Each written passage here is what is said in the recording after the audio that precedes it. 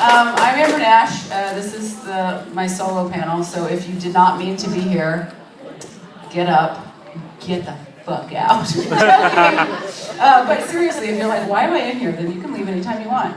You're not held hostage. You know what? I should sit on the stage so everybody can see me. Okay, so I thought there was going to be somebody else on the panel with me moderating, but there isn't. So I'm just going to chat with you guys and then open it up for questions, and then we'll just see where it goes. Does that sound cool with everybody? Sweet. So a little bit about me. I'm from Atlanta, Georgia, and I came to New Zealand for the first time for this con, and it's really beautiful. I love it here. That is all the information I have for you about me. Until people start asking questions, then I'll tell you whatever you want to know. So does anybody want to just like get it rolling with any question, anything? And seriously, we're in here for an hour, so if you guys don't ask questions, we're fucked.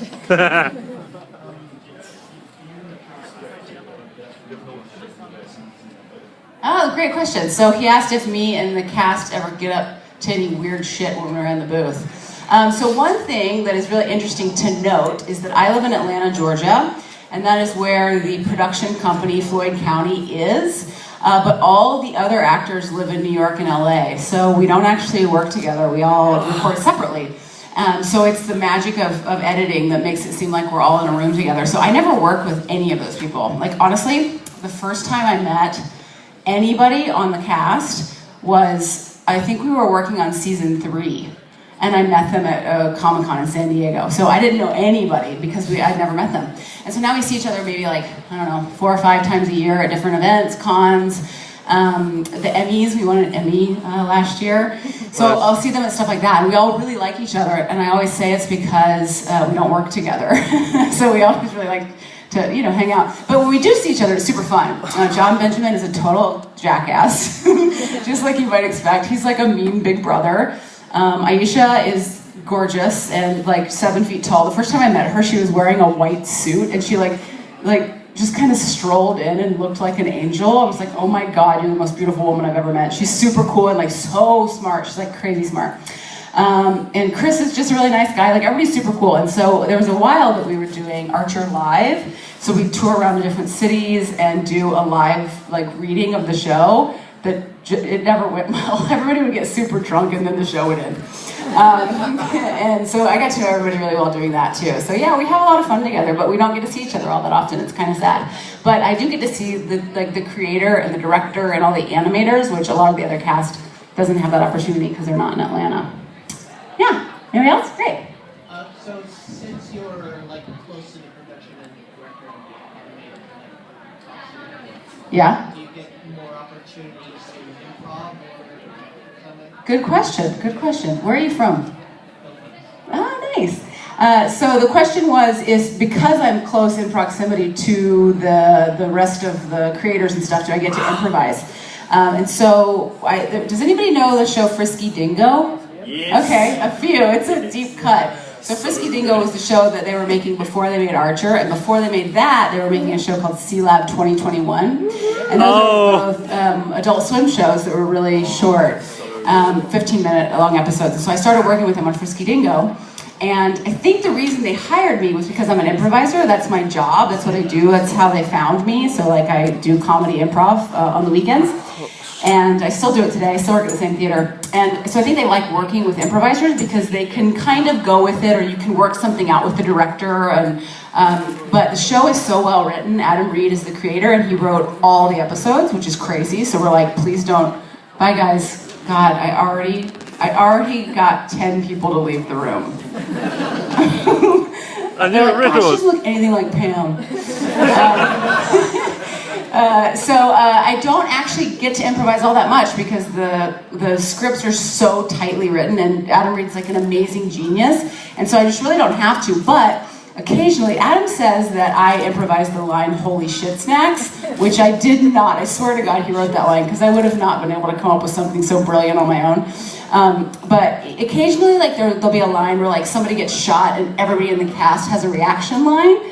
And so lots of that will be improvised, or like if somebody like Judy already recorded her lines and she said this thing and they like that, so what would you say in response to that? So there's a little bit of it there, but not a whole lot because the scripts are super tight. Yeah. Who else has a question? Hi. What was your favourite line in Archer? There's so many. Is it a favorite line that I said? Your absolute favourite from Pam. Okay, my absolute favorite from Pam, I think is... I think it's shut your dick holster. And it's such a good one. Or you could drown a toddler in my panties. Is another good one. But I'll tell you, we get away with so much on that show, and it's so dirty, but I think we get away with it because A, it's super smart, so it's like a really smart show, and then we bring in the really dirty stuff, so we really, I think, earn the dirtiness.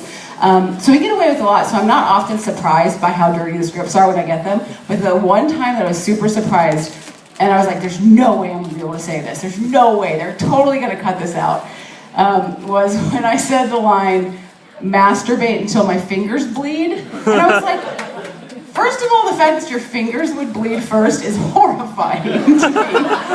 And I can't believe it made it in. And that one is one that doesn't, like, people aren't always, like, saying that one to me because it's so dirty. But it's also pretty funny. I mean, it's pretty fun. Thank you for the question. Yeah? What's your favorite season of Archer? That's a tough one. What my favorite season of Archer is. I really, honestly, I loved Archer Vice, season 5. But it was very divisive. Like, people were like, no, what are you doing? Like, why are you changing things up? And now we do it so much that it's like people are used to it. But I liked season 5 because it was a very Pam heavy season, but also because like Pam and Archer were like BFFs. And I think that the dynamic between those two characters are really, really fun. So I loved season 5. But I also really like 4, like 3 and 4 were kind of like when Archer was really hitting its stride, like this is an awesome show. But the next season, I think is going to be, it's going to go down in history. So we had season 8. Did everybody see season 8, Dreamland? Yeah. Okay. So is that on Netflix already? Yeah. Okay. So is that how you guys are watching it here? On Netflix? Okay. I watched it. Yeah, right. It's a good thing I don't have any children because you'd be taking the food out of their mouth. I'm joking. So season 9, I'm so very excited about. We just started recording it. We're about 3 episodes in. So season 9 is called Danger Island. Have you guys heard about this at all? Okay. So they gave the information away like at San Diego Comic-Con, so I'm allowed to talk about it. So Danger Island is, Archer is a cargo pilot and in the South Pacific, and Pam is his co-pilot. So Pam's like his Chewbacca, and swear to God, she's like 7 feet tall and really muscular. She looks incredible. There's a picture of her standing next to Cyril, and Cyril's like half her height. It's really, really great. So I'm super excited because like the Dreamland was pretty, like, it was very noir. Like, if you love film noir, then it was a great season. It really hit all those things. But a lot of people were like, it wasn't funny enough. Like, it was too, like, they didn't like it. And so I totally get it. And season 9 is like just as funny as like and crazy, and it's over the top and it's super duper fun. Oh, and Krieger no longer exists in season 9 and has been replaced. It's the same voice actor, so Lucky's still on the show, but he plays a talking macaw named Crackers. And it's hilarious. We saw the first episode, and Crackers is going to steal the show. It's really funny. Thanks. Any more questions? Yeah, right here.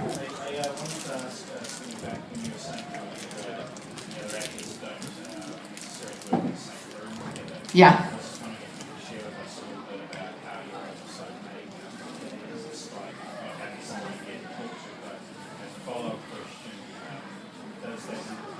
We should see if we can ask a question. Can she do the rest of the panel in the Pam voice?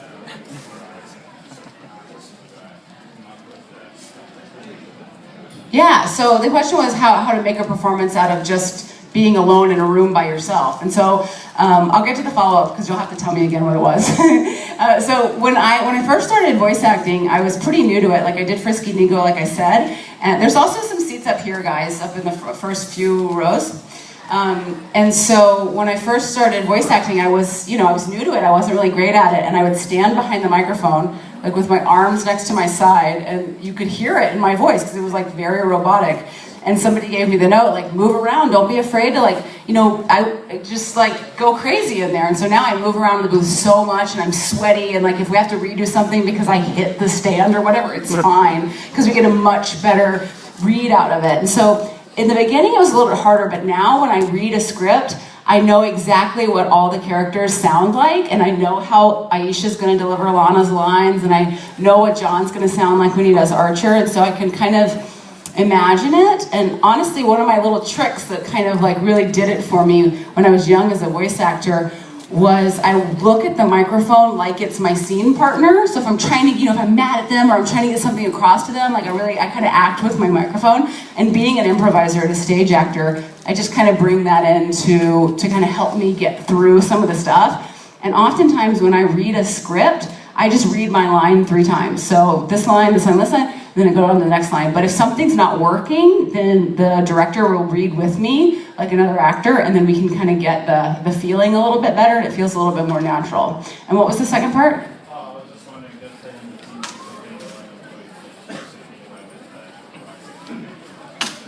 the Right, so this is the independence of being alone in the booth helped me get away with some improvising. A little bit, yeah, like and they're really cool about it. They like give me some freedom to do what I want. Or they'll just be like, just do what you want on this one, so do it like it's written these 3 times, and then just screw around. And so I totally screw around a lot, and sometimes it makes it in, and sometimes they just laugh and we move on. So yeah. Who's next? Yeah. What's it like working on animation? Like in what regard? Like big animation,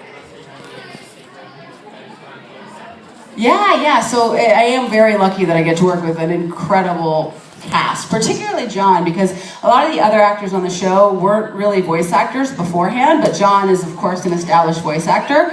And so I've learned a lot from working with those people and being able to be around people that have just the depth of experience that they have. Aisha has also been on so many different things, not as a voice actor, but as an actor. And so it's really cool to kind of get to know those guys. Like when I first signed on to do the show, I didn't have to audition for the role, which is crazy because nobody knew who I was. And there was this whole cast of famous people. So they asked me, they're like, hey, we got this show, do you want to do it? And I was like, yeah, I was just a gigging actor. I was like, oh great, yeah, sure, I'll do it. And then I did the pilot, and then realized that the whole cast was famous people, and I was like, oh shit, they made a big mistake casting me on this show, but thank God it worked out. And the other thing too that's weird, and I didn't know this until I started working on it, is that every show that you do has to get network approval, and every casting choice has to get network approval. And so they wanted me for the show, but the network had to approve me. And so it could have they could have been like, no, this is a nobody. We need somebody that is actually like a famous person. And they could have canned me, but luckily they really liked my read for Pam, and thank God it worked out, because otherwise I wouldn't be in New Zealand. Yeah. Have you ever used any of Pam's lines in real life? Good question. People always ask me if I use Pam's lines in real life, and as much as I want to, I don't, because I feel like it'd be like a super dick move. I also have like a bunch of really cool Archer swag, like t-shirts and stuff, and it's like, I can't wear that out in public, because it'd be like, hey guys, by the way, I'm on this cool show. Like, what a dick. So no, I don't do that, because people would be like, not my friends anymore if I did. Okay, no, yeah. As you're still like coming into the character of Pam, Yep. where did you draw your inspiration from, or was it like really natural? Oh, great. Where did I draw my inspiration from when I was kind of creating the character of Pam? So the first time I saw the character of Pam was, I was at the studio recording some DVD extras for Frisky Dingo, and they had a screen with Pam's head on it, and I'd never seen the character before. And then they had some of Val, was the character I played on Frisky Dingo, they had some of Val's lines coming out of Pam's head so they could see what my voice sounded like with that character. And Val's voice was completely 100% my regular speaking voice, where Pam is a little bit different. And so I saw that, and I was like, okay, I get it. And I kind of looked at the character, and then I did the pilot. And the pilot, if you watch it now, or even you watch the first season, I sound a lot more like Amber than I do later. I sound a lot more like Pam later. So I've become more Pam over time. But when I saw the character, the voice I wanted to do was the voice that I always use when I'm telling stories about my mom. Like when my mom's like, oh, you're gonna wear that out? So it's like a little more high and a little more Midwestern. And so Pam became more of that as time went on.